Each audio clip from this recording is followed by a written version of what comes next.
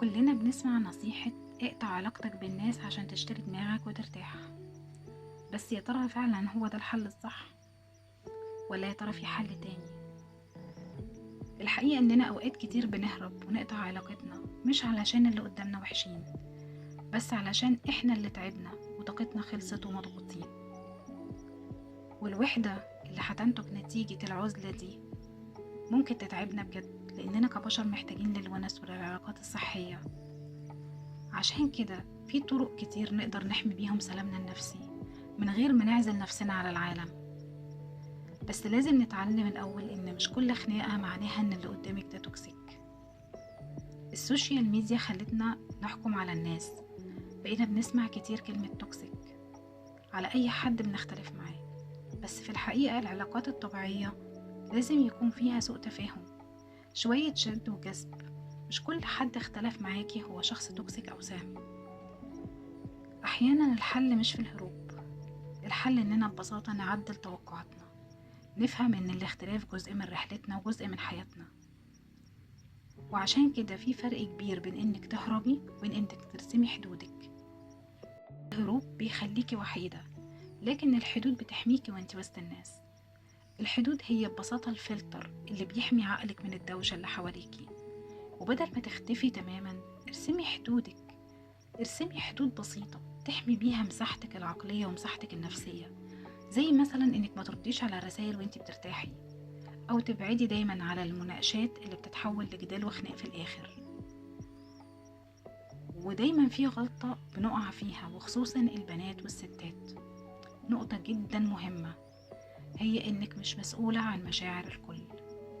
بلاش تكوني إسعاف عاطفي. أحيانا بنشعر بضغط كبير جدا وبنحمل نفسنا فوق طاقتنا جهد مضاعف عشان نحل مشاكل كل الناس اللي حوالينا، وده بيسموه الحمل العاطفي الزائد. يعني ببساطة جدا بتحملي نفسك فوق طاقتها.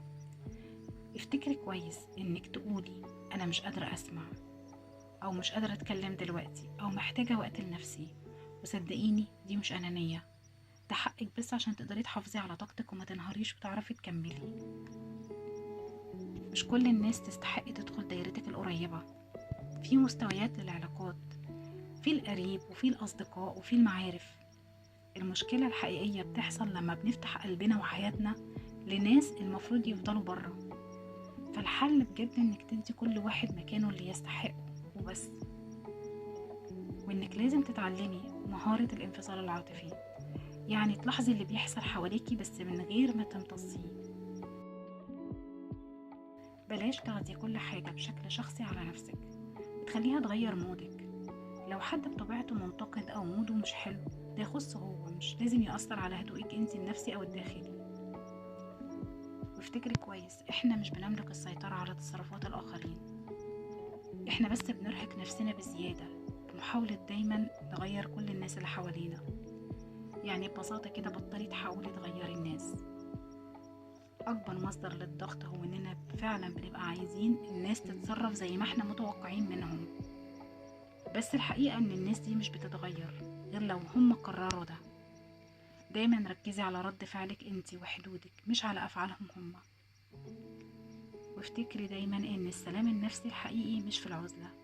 السلام إنك تفضلي هادية ومتوازنة وانت لسه محافظة على علاقاتك اللي بتضيف لحياتك قيمة.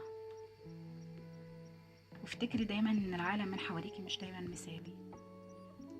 وشكرا لإنك فعلا بجد منحتي نفسك وقت تسمعيني فيه النهاردة. وافتكري دايما إن السلام النفسي الحقيقي بيبدأ من جواكي، مش من اللي حواليكي.